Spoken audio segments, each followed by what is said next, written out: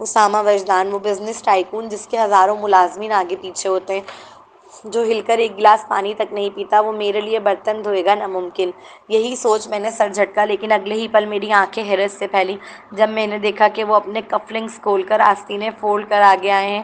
انہوں نے مجھے ایک لفظ نہ کہا، بس آنکھوں سے ہٹنے کا اشارہ کیا۔ میں ہلکا سا ہٹ گئی۔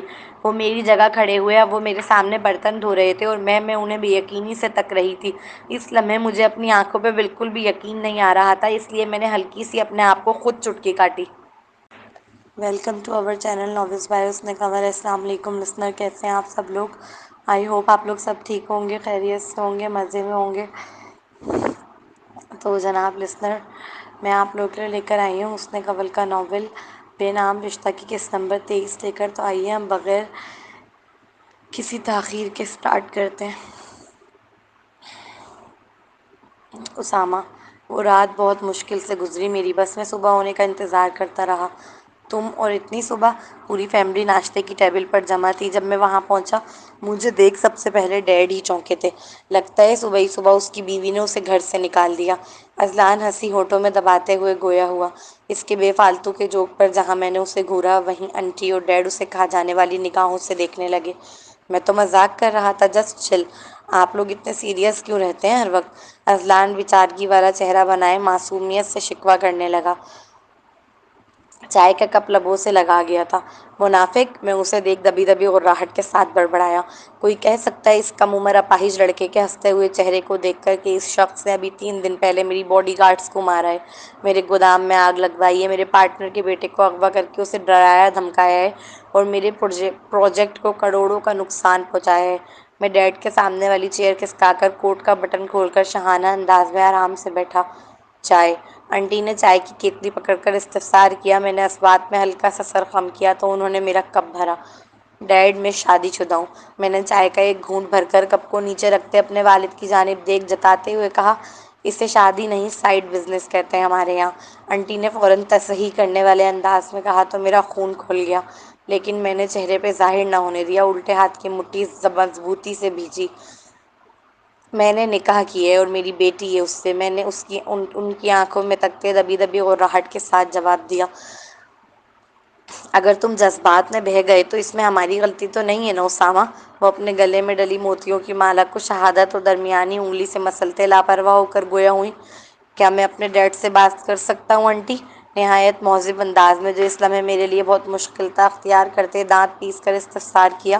ڈیڈ نے میرے سوال پر چائے کا کپ نیچے رکھا اور مجھے بغور دیکھنے لگے۔ بچہ ہوتا تو شاید ڈر جاتا، جو بات کہنے آیا تھا بھول جاتا، لیکن اب میں پہلے والا اسامہ نہیں رہا تھا جو ان کی آنکھوں سے ڈر جاؤں یا اپنی بات کہنے سے پیچھے ہٹ جاؤں۔ کل فرزین کی کال آئی تھی مجھے، اس نے مجھے بتایا کہ آپ نے اس کے وارث سے ہماری شادی کی ڈیٹ فکس کرنے کا کہا ہے، ویکینڈ پر۔ میں دیکھ سکتا تھا انٹی مجھے چپتی ہوئی نگاہوں سے تک رہی تھی۔ انہیں مکمل اگنور کر مزید آگے ہو کر بیٹھتے ڈیڈ کی آنکھوں میں جھانک میں نے اپنی بات کہنا شروع کی، جبکہ مجھ سے میری ہی شادی کے متعلق پوچھا تک نہیں گیا ہے۔ آپ بغیر مجھ سے مشورہ کیے، بغیر میری مرضی جانے کیسے میری زندگی کا اتنا بڑا فیصلہ لے سکتے ہیں؟ میں نے آخری جملے پر شدید خفگی اور ناگواری کا اظہار کیا تھا، جیسے میرے لیتے ہیں۔ اذلان تیزی سے بیچ میں بولا تو میں نے اسے گھور کر دیکھا۔ ڈیڈ پلیز، یہ میری زندگی ہے، اس کا فیصلہ لینے کا حق بھی مجھے ہونا چاہیے، اور میں ابھی فرزین سے شادی نہیں کرنا چاہتا۔ میں نے دانستہ طور پر ابھی کی قید لگائی، کیونکہ میں واقف تھا کہ ڈیڈ سے ان کا فیصلہ بدلوانا کوئی کھیل نہیں ہے۔ ابھی معاملہ ٹھنڈا کر دوں، پھر بعد میں فرزین سے خود بات کر لوں گا، یہ سوچ لیا تھا میں نے۔ ہو گئی تمہاری ایموشنلی تقریر؟ انہوں نے ناک سے مکھی اڑانے والے انداز میں استفسار کیا۔ ان کے سرد لہجے نے مجھ پر برف کا پانی الٹ دیا تھا۔ میں نے ایک گہری سانس لی اور سر کو خم کر زخمی سا مسکرایا۔ تو میری بات کان کھول کر سنو، یہ جو تمہارے نام کے ساتھ وجدان لگتا ہے نا، یہ تمہاری ماں اپنے میکے سے نہیں لائی تھی، یہ میں نے دیا ہے تمہیں۔ تمہاری زندگی پر پورا حق ہے میرا، اور تمہارے لیے فیصلے پہلے بھی میں ہی کرتا آیا تھا اور اب بھی میں ہی کروں گا۔ اسامہ، یہ بات تم اچھے سے سمجھ لو، ورنہ سمجھانے کے مجھے اور طریقے بھی آتے ہیں، لیکن وہ تمہیں پسند نہیں آئیں گے۔ ایک ایک لفظ چبا چبا کر کہتے آخری جملہ انہوں نے خاصا خیر خواہی والے انداز میں ادا کیا۔ بہت مشکل تھا اس لمحے میرے لیے اپنے غم اور غصے پر قابو پانا۔ اپنے ڈیڈ کی جانب سے بچپن سے ہی مجھے قہر، غصہ، سرد مہری بے مروتی لاپرواہی نصیب ہوئی تھی۔ یہ جو میری کمر پر نشانات ہیں یہ ان کے فیصلوں کے خلاف جانے کی دین ہے۔ ڈیڈ ہمیشہ سے مجھ سے نفرت کرتے ہیں کیونکہ ان کے نزدیک ان کی جان سے پیاری بیوی میری وجہ سے مری۔ موم اور ڈیڈ کی لو میرج ہوئی تھی۔ ہماری زندگی بہت خوشحال تھی کہ اچانک وہ حادثہ ہوا اور سب بدل گیا۔ اس روز صرف میں نے اپنی موم نہیں کھوئی تھی، اپنے ڈیڈ بھی کھو دیے تھے۔ مزید ہمارے رشتے میں دوری آنٹی نے بڑھائی۔ ڈیڈ نے آنٹی سے دوسری شادی صرف کاروباری پروفٹ کے سبب کی تھی۔ یہی وجہ ہے کہ میں انہیں کبھی ماں نہیں پکار سکا۔ چائے پیو۔ میں اپنی مٹھیاں بھیج رہا تھا جب آنٹی نے آہستگی سے کہا، کڑوی بہت ہے، حلق سے نہیں اتر رہی۔ میرے میں ان کی جانب دیکھ سرد لہجے میں کہتا کھڑا ہوا، انوائٹ کرنے کی ضرورت تو نہیں ہے نا تمہیں ویکینڈ پر؟ اپنے کوٹ کا بٹن لگاتے ابھی میں مڑا ہی تھا کہ پیچھے سے ڈیڈ کی طنز سے بھری آواز آئی، بالکل نہیں، جب سارے فیصلے آپ کر ہی رہے ہیں تو ڈیٹ فکس کرنا کون سی بڑی بات ہے؟ میں بغیر مڑے دانت پیستے ہوئے چوٹ کرنے والے انداز میں کہتے آگے بڑھ گیا تھا۔ ایک مچھلی پانی میں گئی، چھپاک۔ پیچھے سے اذلان کے کہنے کی آواز سنی۔ یقیناً وہ میری صورتحال پر مزے لے رہا تھا۔ ڈیڈ سے بات کرنے آنا بیڈ آئیڈیا، ڈیم۔ گاڑی میں آ کر بیٹھتے ہی میں نے اسٹیئرنگ وہیل پر زور سے ہاتھ مارا، گویا سارا غصہ اتارا ہو۔ اب میں نے وہیں بیٹھے اپنے کوٹ کی اندرونی پاکٹ سے سیل نکالا اور کال فرزین کو ملائی۔ ہیلو، خیریت؟ اتنی صبح ہی صبح فون؟ کیا خوشی کے مارے رات بھر نیند نہیں آئی؟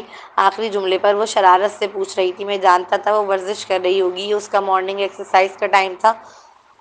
ہم مل سکتے ہیں؟ میں ڈائریکٹ موضوع پر آیا، میرا لہجہ سرد اور سنجیدہ تھا۔ شیور، مگر ہوا کیا ہے؟ ایسا کیوں لگ رہا ہے جیسے تم کسی سے لڑ کر آ رہے ہو؟ اب وہ تھوڑا سیریس ہو کر پوچھ رہی تھی۔ اس میں کوئی دو رائے نہیں تھی کہ فرزین مجھ سے زیادہ جانتی تھی۔ اگر میرے اختیار میں ہوتا تو میں اپنا دل اسے ہی دیتا، مگر یہ سب میرے اختیار میں نہیں۔ میں اس کا دل نہیں دکھانا چاہتا۔ ایسا نہیں ہے کہ میں اپنی بچپن کی دوست سے شادی اس لیے نہیں کرنا چاہتا کہ میں لائبہ پر سوتن نہیں لا سکتا، بلکہ اس لیے نہیں چاہتا کیونکہ میں خود اپنی دشمن جاں لائبہ کے علاوہ کسی کو چھونے کا خیال بھی نہیں لا پاتا ذہن اور دل میں۔ میں تمہیں جگہ اور ٹائم میسج کر دوں گا۔ فقط اتنا کہہ کر میں نے کال ڈسکنیکٹ کر دی اور سیل سامنے ڈیش بورڈ پر پٹکنے والے انداز میں رکھ دیا۔ اگلا سین، گھر پہنچا تو لاؤنج میں ہی مجھے لائبہ نظر آئی۔ اس کی گود میں آمنہ تھی اور وہ دونوں بالکل تیار بیٹھی تھیں۔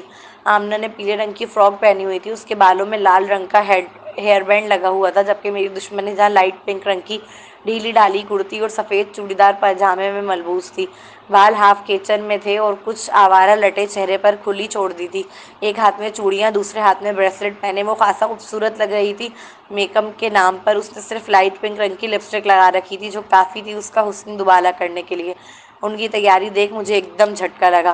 اپنے ماں باپ سے ملتے ہی کیا وہ مجھے چھوڑ کے جا رہی تھی؟ مگر اتنا تیار ہو کر؟ مجھے دیکھتے ہی آمنہ کو صوفے پر لٹا کر میری جانب آئی۔ وہ اپنی انگلیاں مروڑ رہی تھی، بہت نروس محسوس ہوئی، جس کے سبب میں تھوڑا الجھا۔ وہ ہر وقت اپنی آنکھوں و لہجے سے چیر پھاڑ کر دینے والی شیرنی جس کا میں عادی ہو گیا تھا، وہ کہیں غائب لگ رہی تھی آج۔ کہیں جا رہی ہو؟ وہ نہیں جانتی کہ سوال کرتے وقت میرے دل کی دھڑکنیں اتنی تیز دھک دھک دھک کر رہی تھیں کہ مجھے خود اپنے کانوں میں سوائے اپنے دل کی دھک دھک کے کوئی اور آواز محسوس ہی نہیں ہو رہی تھی۔ محبت ایک چیز ضرور دیتی ہے، وہ ہے خوف، کھو دینے کا خوف۔ اگر آپ کے اور آپ کے پارٹنر کے درمیان ایک دوسرے کو کھونے کا خوف آ جائے تو یقین کریں آپ ایک دوسرے کو کبھی نہیں کھو سکتے۔ میں خوفزدہ تھا کہ کہیں وہ جواب میں یہ نہ کہہ دے کہ وہ مجھے چھوڑ کر جا رہی ہے۔ لائبہ، مجھے ناشتے پر لے چلیں گھر؟ ابا جلیبیاں اور حلوہ پوری لے کر آ گئے ناشتے پر اور ہمارا انتظار کر رہے ہیں۔ میری آنکھ اپنے سیل بجنے پر کھلی۔ سیل کیونکہ میرے سامنے میز پر رکھا تھا تو اس لیے میں نیند میں اٹھی اور تیزی سے بیڈ سے اترنے لگی۔ شدید نیند میں ہونے کے سبب میرا پاؤں چادر میں اٹکا اور اگلے ہی لمحے میں بجائے بیڈ سے اترنے کے منہ کے بل نیچے فرش پہ پڑی تھی۔ آہ! میری ایک کرا خاموش کمرے میں گونجی۔ میری تھوڑی پر چوٹ آئی تھی جسے مسلتے ہوئے اٹھ کر شیشے کی میز کی جانب گئی۔ صبح کے وقت ڈیڈ کی کال آتی دیکھ میں پریشان ہوئی۔ میں نے فوراً ہی کال ریسیو کی۔ ابا نے مجھے کال پر بتایا کہ وہ جلیبیاں لے کر آئے ناشتے کے لیے۔ انہیں بڑا شوق تھا اپنی نواسی کو جلیبیاں اور حلوہ کھلانے کا۔ وہ ہمیشہ فون پر اپنی اس خواہش کا اظہار کیا کرتے تھے کہ اگر میں پاکستان میں ہوتی تو وہ اپنی نواسی کے لیے جلیبیاں لے کر آیا کرتے۔ اب جب کہ میں پاکستان آ چکی ہوں ان کے نزدیک، تو وہ چاہتے تھے کہ ہم ان کے ساتھ ہی ناشتہ کریں آج کا۔ اب میں انہیں کیا بتاتی؟ سر اسامہ سے میری بات چیت بالکل بند ہے۔ میں تو ان کا چہرہ تک دیکھنا پسند نہیں کرتی۔ انہیں اپنے گھر ناشتہ کرانے لانا تو بہت دور کی بات ٹھہرا۔ پھر اوپر سے جتنے وہ ڈائٹ کانشیس ہیں وہ کہاں کھائیں گے ہماری گلی محلے کی جلیبیاں اور حلوے پراٹھے، اور سب سے بڑھ کر مجھے اور میرے والدین کو کم طریقے نگاہ سے دیکھیں گے اور مذاق الگ اڑائیں گے۔ If, so embarrassing. مگر مجھے اس ڈیول سے بات تو کرنی ہی تھی۔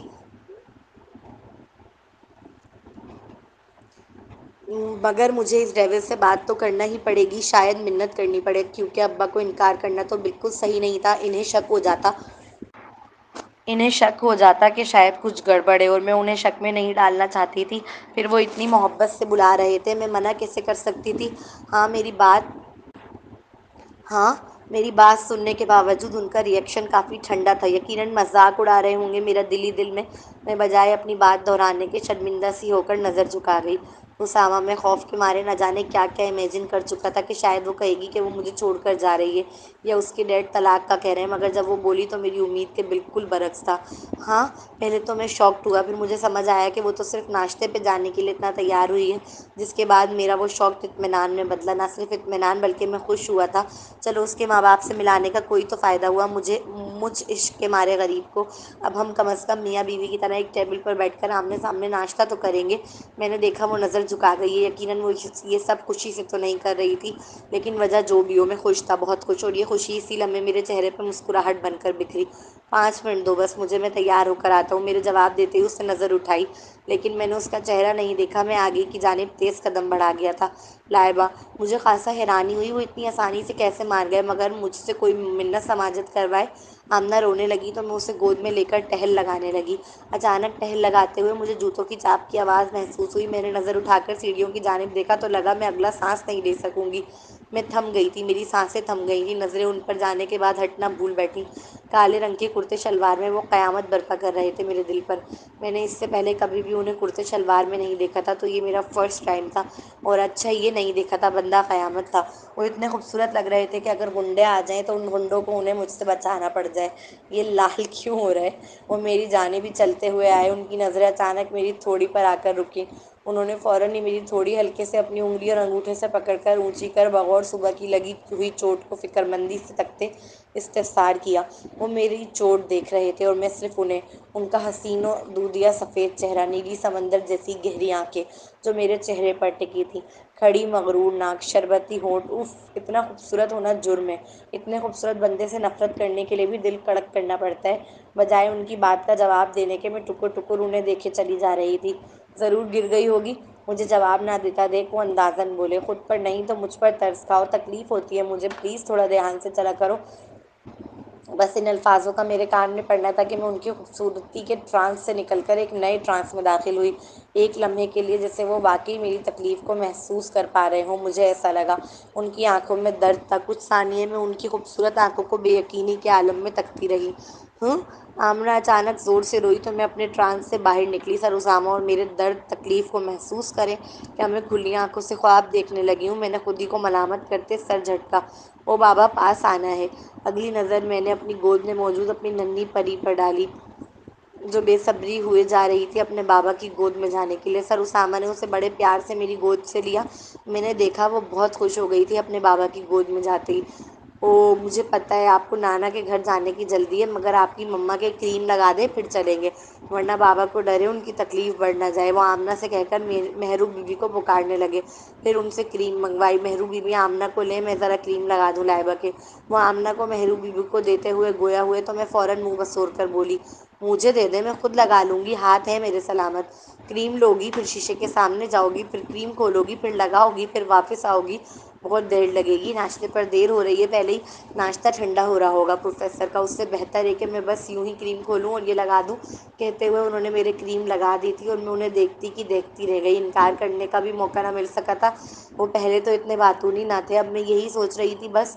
گاڑی میں پورے راستے وہ بہت خوش اخلاقی اور محبت سے میری گود میں بیٹھی آمنہ سے باتیں کرتے رہے، ساتھ ساتھ گاڑی بھی ڈرائیو کرتے رہے۔ ہم وہاں پہنچے تو وہاں سلمان پہلے سے ہی موجود تھا۔ اسے دیکھ میں بہت خوش ہوئی، کیونکہ میں نے اپنے پرانے دوست کو دوبارہ پایا تھا، جبکہ وہ پریشان تھا۔ اس کی آنکھوں میں آنسو تھے، وہ ندامت کے آنسو تھے یا ملامت کے یا یادوں کے، میں نہیں جانتی، مگر تھے، جنہیں دیکھ میں مسکرا دی۔ وہ پہلے کی طرح باتیں بھی نہیں کر رہا تھا، بہت خاموش سا تھا۔ میں اپنی زندگی کے مسائل میں اسے دوبارہ شریک نہیں کرنا چاہتی تھی، اس لیے اس کے سامنے خود کو خوش ظاہر کیا۔ امی ابو کی آمنہ کو دیکھنے کے بعد کوئی خوشی کی انتہا نہ تھی، آخر کو وہ ان کی اکلوتی نواسی تھی۔ ناشتہ شروع ہوا تو ابو کے کہنے پر نہ چاہتے ہوئے بھی مجھے اس ڈیول کو شوہروں والی عزت دینی پڑی اور ان کی پلیٹ میں سامان سجانا پڑا۔ مجھے تو لگا تھا کہ وہ منہ بسوریں گے اپنے ڈائٹ کانشیس ہونے کے سبب، یا پھر اپنی امیری کی دھونس جمائیں گے یہ کہہ کر کہ وہ گلی محلے کے پراٹھے نہیں کھاتے، وہ تو صرف بڑے ریسٹورینٹ سے کھانا منگا کر کھاتے ہیں، مگر میں دیکھ کر حیران رہ گئی۔ انہوں نے تو بالکل اسی طرح سادگی سے کھانا شروع کیا جیسے ہم سب کھا رہے تھے، اور کوئی منہ نہیں بس ہو رہا ہے۔ ایک بار بھی کراہت کا اظہار نہیں کیا، یہ نہیں کہا کہ پراٹھے میں کتنا تیل ہے یا حلوہ کتنے زیادہ گھی والا ہے۔ پراٹھا کھاتے ہوئے وہ مسکراتا ہوا شخص جو میرے ابو اور سلمان سے باتیں کر رہا تھا، وہ مجھے وہ ڈیول نہ لگا جس سے میں جانتی تھی وہ کوئی اور تھا۔ کبھی کبھار ہماری آنکھیں جاگتے ہوئے بھی خواب دیکھنے لگتی ہیں، وہ لمحہ بھی کچھ ایسا ہی تھا۔ وہ خواب ہی تو لگ رہا تھا، ایک خوبصورت فیملی ہونے کا خواب، جس میں میرے ابو تھے، امی تھی، ابو کی گود میں آمنہ تھی، میرا شوہر تھا، میرا دوست تھا، اور ہم سب مسکراتے ہوئے ایک ساتھ ناشتہ کر رہے تھے۔ ناشتہ کرنے کے بعد امی کو اٹھنا نہ پڑے اس لیے میں نے ناشتے کا سامان اٹھانا شروع کیا۔ میرے ساتھ ساتھ سلمان بھی میری مدد کرنے لگا۔ اسامہ، میں پروفیسر سے باتیں کر رہا تھا لیکن میری نظر وہ تو سلمان اور لائبہ پر ہی ٹک گئی تھی۔ میں دیکھ سکتا تھا سلمان اس کی مدد کروا رہا تھا، برتن اٹھا کر کچن میں رکھنے میں، ساتھ ساتھ وہ دونوں مسکرا کر باتیں بھی کر رہے تھے۔ اس لمحے مجھے نہ جانے کیوں اپنے دل میں آگ لگتی محسوس ہوئی، مجھے بالکل اچھا نہیں لگ رہا تھا۔ آنکھوں کو وہ منظر شدت سے کھٹکنے لگا۔ لائبہ، میں اپنے ہاتھوں کی بریسلیٹ اتار کر سلیب پر رکھنے کے بعد برتن دھونے کے لیے آستینیں چڑھانے لگی۔ سلمان، تمہیں پروفیسر بلا رہے ہیں۔ سلمان سلپ سے ٹیک لگا کر ابھی کھڑا ہی ہوا تھا کہ سر اسامہ کی آواز آئی، جس پر ہم دونوں نے پلٹ کر ان کی جانب دیکھا۔ سلمان، ابو بلا رہے ہیں۔ یہ سن فوراً ہی وہاں سے چلا گیا تھا۔ انہیں سرسری سی ایک نگاہ دیکھنے کے بعد میں واپس پلٹ کر برتن دھونے کے لیے ابھی اسکاچ برائٹ اٹھا ہی رہی تھی کہ وہ میرے پیچھے آ کر کھڑے ہوئے۔ میں مدد کروں؟ ان کی بات سن میں نے چونک کر پیچھے دیکھا۔ آپ کو برتن دھونے آتے بھی ہیں؟ میں نے ایک ہاتھ کمر پر ٹکا کر چھوٹی آنکھیں کر بغور انہیں تکتے طنزیہ انداز میں استفسار کیا۔ بڑے آئے، مدد کروں؟ وہ میرے سوال پر اپنی ناک کی چونچ کو انگلیوں سے مسلتے مجھے بغور دیکھنے لگی۔ انہیں جواب نہ دیتا دیکھ میں آنکھیں گھما کر ہونٹوں پر طنزیہ مسکراہٹ سجائے مزے کا خیز انداز میں کہتی واپس پلٹی۔ بچپن سے میں بہت اچھا لرنر ہوں، ایسی کوئی چیز نہیں ہے جو میں سیکھ نہیں سکتا، انہوں نے مغرور لہجے میں کہا تو میں ان کا چہرہ دیکھنے لگی۔ تو آپ برتن دھونا سیکھنا چاہتے ہیں؟ میں تعجب خیز لہجے میں گویا ہوئی۔ یقیناً وہ محسوس کر سکتے ہوں گے میرے لہجے میں کس قدر بے یقینی در آئی تھی۔ وہ مسکرائے اور سلپ سے ٹیک لگا لیا۔ تم دھونا شروع کرو، میں دیکھ دیکھ کے سیکھ جاؤں گا۔ وہ دونوں ہاتھ پھول کر مجھے دیکھ اسمارٹ مسکراہٹ ہونٹوں کے کناروں پر سجائے مغرور انداز میں بولے۔ چالاک ڈیول کہیں کا! میں زیر لب بڑبڑاتے برتن دھونا اسٹارٹ ہوئی۔ میں برتن دھوتے ہوئے ان کی نگاہوں کی تپش اپنے چہرے پر مسلسل محسوس کر رہی تھی۔ ان نظروں میں اپنا آپ مکمل پگھلتا محسوس ہوا۔ مجھے گرمی لگنے لگی تھی، کان کی لو لال ہونے لگی۔ مجھے یقین ہے اب آپ سیکھ گئے ہوں گے۔ اپنی حالت پر قابو پاتے میں نے ان کی جانب دیکھ اسمارٹ مسکراہٹ ہونٹوں کے کناروں پر سجائے چیلنجنگ انداز میں کہا۔ اسامہ وجدان، وہ بزنس ٹائکون جس کے ہزاروں ملازمین آگے پیچھے ہوتے ہیں، جو ہل کر ایک گلاس پانی تک نہیں پیتا، وہ میرے لیے برتن دھوئے گا؟ ناممکن! یہی سوچ کر میں نے سر جھٹکا، لیکن اگلے ہی پل میری آنکھیں حیرت سے پھیلیں جب میں نے دیکھا کہ وہ اپنے کف لنک کھول کر آستینیں فولڈ کر آگے آئے ہیں۔ انہوں نے مجھے ایک لفظ نہ کہا، بس آنکھوں سے ہٹنے کا اشارہ کیا۔ میں ہلکا سا ہٹ گئی۔ وہ میری جگہ کھڑے ہوئے، اب وہ میرے سامنے برتن دھو رہے تھے اور میں انہیں بے یقینی سے تک رہی تھی۔ اس سمے مجھے اپنی آنکھوں پہ بالکل بھی یقین نہیں آ رہا تھا، اس لیے میں نے ہلکی سی اپنے آپ کو خود چٹکی کاٹی۔ آہ! چٹکی بھرتے ہی مجھے تکلیف محسوس ہوئی۔ نہیں، میں خواب نہیں دیکھ رہی۔ میرے کرراہ بھرنے پر ایک تنقیدی نگاہ انہوں نے مجھ پر ڈالی جیسے میں کوئی کارٹون ہوں، اور پھر سر جھٹک کر مسکراتے ہوئے برتن دھونے لگے۔ ان کی استہزائیہ نگاہ نے مجھے سر تا پاؤں جلا دیا تھا۔ کیا کسی نے آپ کو بتایا ہے برتن دھوتے وقت آپ کافی خوبصورت ماسی لگتے ہیں؟ معصومیت چہرے پر سجائے میں نے انہیں ٹکا کے ذلیل کیا۔ اسامہ، خوبصورت ماسی؟ میں زیر لب دانت پیستے ہوئے بڑبڑایا اور پھر اس کی جانب دیکھا۔ ارادہ زج کرنے والی کو منہ توڑ جواب دینے کا تھا، لیکن پھر اس کی سبز رنگ آنکھیں دیکھیں، ان میں شرارت لہرا رہی تھی اور چہرہ فاتحانہ انداز میں اٹھا رکھا تھا۔ وہ جیتی تو نہیں تھی، لیکن میں ہار جانا چاہتا تھا۔ فقط سر جھٹک میں واپس اپنے کام کی جانب متوجہ ہوا۔ تو جناب، کیسی لگی آپ لوگوں کو یہ ایپیسوڈ ضرور بتائیے گا۔ ہم لوگوں کو ایپیسوڈ بہت پسند آئی ہے، مجھے تو بہت اچھی لگی ہے، بہت زیادہ زبردست۔ اب آپ لوگ بھی بتائیے گا آپ لوگوں کو کیسی لگی۔ تو ملتے ہیں نیکسٹ ایپیسوڈ میں، اجازت دیجیے، اللہ حافظ۔